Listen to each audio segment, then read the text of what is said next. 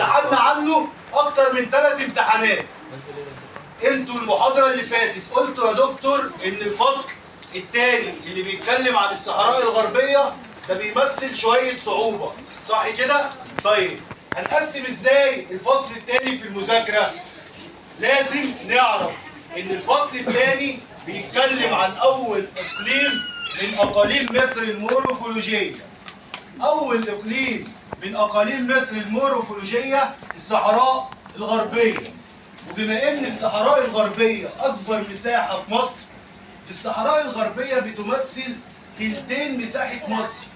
الصحراء الغربيه مساحتها 68% وواحد من 10 من مساحه مصر. ده الصحراء الغربيه مساحتها 681 ألف كيلو متر مربع. يبقى واحدة واحدة احنا هنكتب السي في بتاع الصحراء الغربية.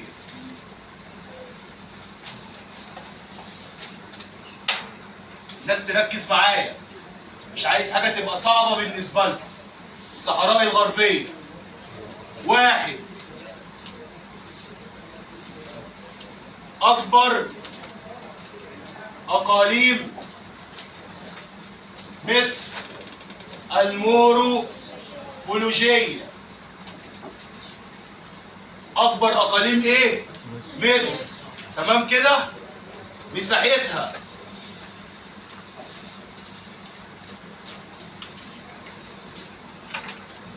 681 ألف كيلو متر مربع. احفظ مساحتها 681 ألف كيلو متر مربع عشان تقدر تحسب النسبة المئوية بتاعتها قد إيه من مساحة مصر. تمام كده؟ موجودة نحطها، مش موجودة تبقى 68% بالتقريب. يبقى أول حاجة عرفناها عن الصحراء الغربية إن دي أكبر أقاليم مصر المورفولوجية. مساحتها 681 ألف كيلو متر مربع، أي 68% واحد من 10 من مساحة مصر. خلاص كده؟ تمام. شكلها إيه بقى؟ مستطيل. بيزيد طولها عن قد إيه؟ 1000 كيلو. بتمتد منين لفين؟ بص انا بكتب السيره الذاتيه عن الصحراء الغربيه. بص ده تمام كده؟ ده عندك. قلنا اول حاجه ان دي اكبر اقاليم مصر المورفولوجيه. بعد كده اتكلمنا عن مساحتها قد ايه. بعد كده اتكلمنا عن شكلها قد ايه. كل دي موضع اسئله ممكن الدكتور يحطها لك في الامتحان. اتكلمنا عن طولها، صح كده؟ بعد كده هنتكلم عن خط طولها وخط عرضها. خط طولها منين لفين؟ خط طولها 26 شاركا. ده عند سيدي. عند رأس سيدي براني. تمام. اللي بيسافر وبيروح مرسى مطروح انت بتعدي على كذا حاجه، بتعدي على الضبعه، بتعدي على راس الحكمه، تمام كده؟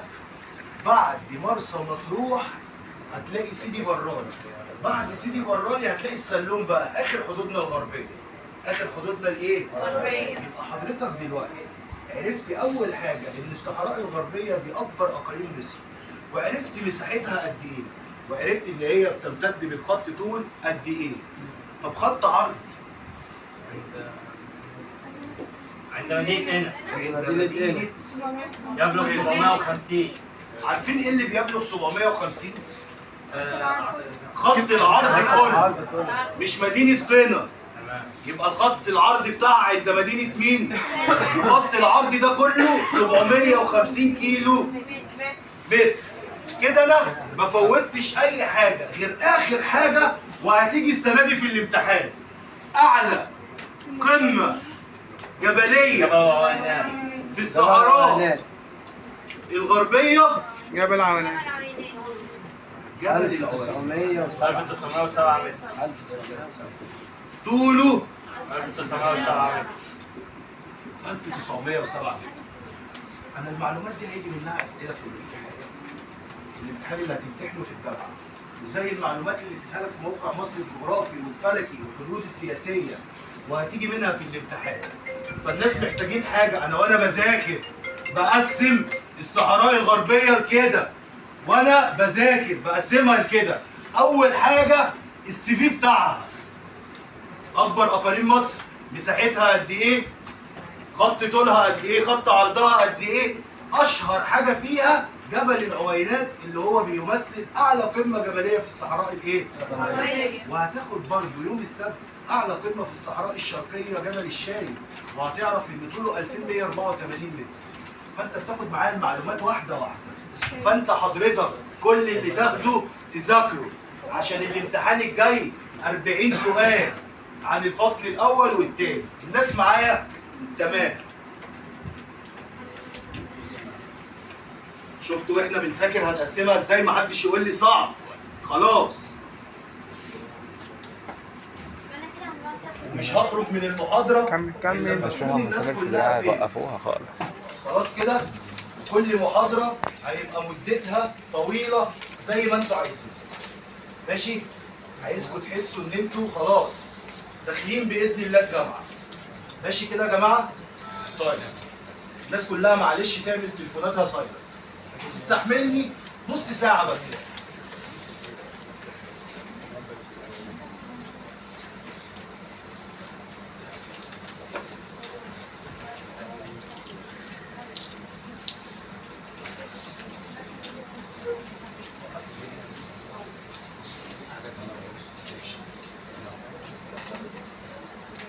كل ده بنتكلم عن الفصل الثاني اللي اسمه الصحراء الايه؟ الغربية. بعد ما اتكلمنا عن السي في بتاع الصحراء الغربية وعرفنا كل حاجة عنها، نبدأ بقى نعرف بتتكون من ايه؟ تتكون الصحراء الغربية من اقليمين. من كم اقليم؟ الاقليم الاولاني اسمه اقليم الهضاب. الناس تركز معايا قبل ما هي بتجاوب معايا. تاني اقليم اسمه اقليم، محدش يا جماعه يتكلم معلش. اسمه اقليم السهل الساحلي، او بنقول عليه اقليم ماريو، او بنقول عليه اقليم ايه؟ طيب اقليم الهضاب، انا قلت الصحراء الغربيه كلها مساحتها قد ايه؟ 68% صح؟ او 68 وكم من 10؟ 1 من 10. صح كده؟ بيقول لك متقسمين ازاي؟ اقليم الهضاب 67. 67 الساحلي. يبقى بص بقى السؤال اللي انا حطيته لكم، الطالب اللي مذاكر فعلا، اكبر اقليم اسمه اقليم ايه؟ لا، اكبر اقليم اسمه الصحراء الغربيه. لكن لما اقول لك اكبر اقليم في الصحراء الغربيه تقول لي اقليم فاهمين النقطه دي؟ تمام.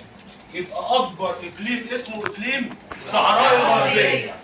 طب اكبر اقليم في الصحراء الغربيه اقليم الايه؟ طيب ناخد اكبر اقليم في الصحراء الغربيه اللي هو اسمه اقليم الهضاب. اقليم الهضاب وانا بذاكر هعمله كده. عندنا اول هضبه اسمها هضبه او الهضبه الجنوبيه او الهضبه الايه؟ الجنوبية.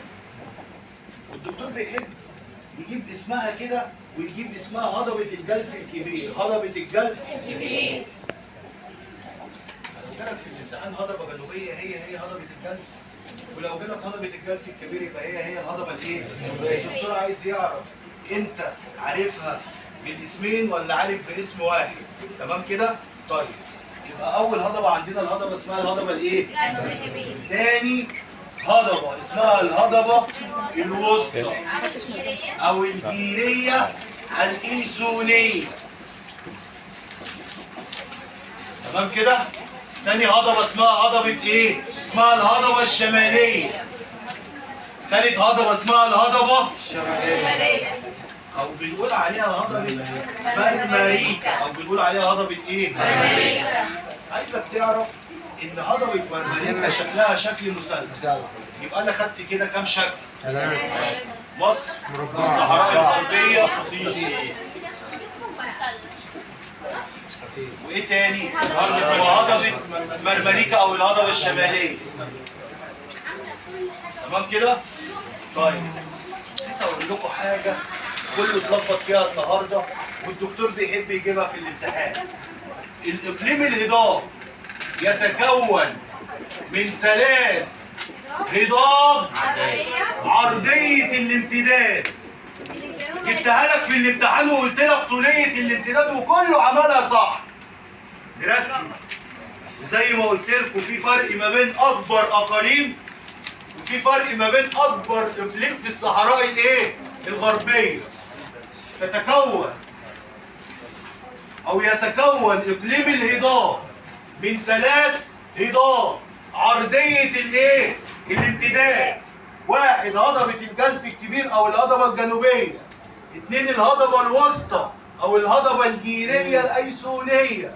ثلاثة الهضبة الشمالية او هضبة. طيب انا كده وانا بذاكر في البيت قسمتهم الثلاثة هم. اول حاجة هكتبها متوسط الارتفاع. متوسط الايه؟ الارتفاع. الهضبة الجنوبية متوسط ارتفاعها 1000 متر. الهضبة الوسطى اللي بتقع ما بين الهضبة الجنوبية والهضبة الشمالية 500 متر. الهضبة الشمالية أصغرهم في الشمال اسمها هضبة مرمريكا 200 إيه؟ تاني حاجة السمك الإيه؟ سمك الهضبة الجنوبية نفس طولها كم متر؟ 1000 متر. 700. المحاضرة اللي فاتت أنا في ناس قعدت معاكم بعدين فكتبت لهم عملت لهم الجدول ده. فأنا بعته للناس اللي تواصلت معايا. يعني بعته لصلاح وبعته لكذا واحد وبعته لهم وبعته لشيال وبعته لصهيلة لأن الناس دي تواصلوا معايا وقلت لهم يدوهم للناس إيه؟ كلها. تمام كده؟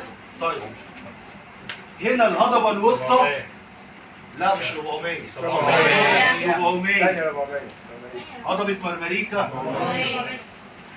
تمام. السمك دي نفس ارتفاعها. تمام كده؟ ايه نفس دي؟ سمك دي هي نفس الارتفاع. تمام؟ هنا زودنا 200 متر في السمك وهنا زودنا كام متر؟ 200 متر. كان في جغرافية زمان قبل المنهج ده كان في درس عندكم اسمه جيولوجيا مصر. كان اسمه ايه؟ جيولوجيا. فدخلوا لكم الجيولوجيا في الاقاليم الاربعه اللي احنا هندرسهم. في حاجه اسمها الاساس الجيولوجي. الاساس الايه؟ طيب انا بذاكر اهو. دي بتتكون الهضبه الجنوبيه تكونت من حاجه اسمها صخور أركية نارية متحولة. مين اللي مش فاهمها؟ لا تمام. بصوا يا جماعة، طب أنا هشرح دي برضه أقولها تاني. إيه الأساس الجيولوجي؟ الأساس الجيولوجي إن الصخور عندنا في مصر تمام كده كانت بتتكون، أو الهضاب عندنا في مصر أو أراضي مصر كانت بتتكون من صخور. الصخور دي بنستخدمها دلوقتي في الصناعة، فلازم تعرف الصخور دي في الهضاب دي موجودة ايه الصخور بتاعتها، تمام كده؟ لأن الصخور بتاعتها ديت ليها قيمة اقتصادية كبيرة، فلازم إن أنت تعرف الأساس الجيولوجي للهضاب دي اللي هي داخل الصحراء الغربية.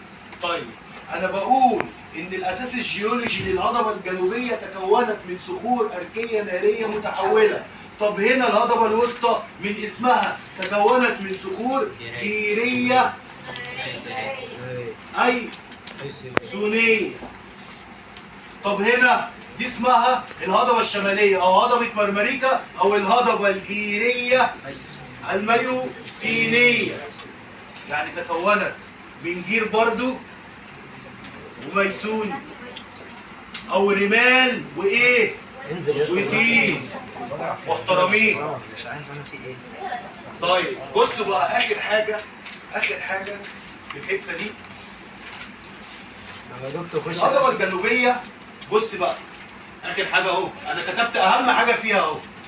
دي بقى اسمها معلومات إضافية. دي معلومات إيه؟ بس الناس تحفظها. أول معلومة فيهم، أول معلومة يوجد هنا منخفض الواحات الخارجه والايه؟ تمام كده؟ وحفر بها منخفض اسمه قرقر ودمكو. ركزوا معايا، الهضبه الجنوبيه اكبر مستودع للمياه الايه؟ المياه الجوفيه، اكبر مستودع للمياه الجوفيه. لسه معلوماتها ما خلصتش. بيستخرج الفوسفات منها من هضبه اسمها هضبه ايه؟ ابو طرطور، هضبه ابو. وهتيجي في الامتحان السنه دي هضبه ابو طرطور اكبر هضبه لاستخراج معدن اسمه الايه؟ الفوسفات، لاستخراج الايه؟ كل ده جوه الهضبه الايه؟ الجنوبيه، كل ده جوه هضبه الدلف الكبير. في صعوبه في اللي انا بقوله؟ طب الهضبه الوسطى ما فيهاش غير منخفض واحد بس، صح كده؟ فين هو؟ اسمه منخفضين جايين في الامتحان، اسمهم ايه؟ القطاره وسيوه. القطاره وايه؟ سيوة. طيب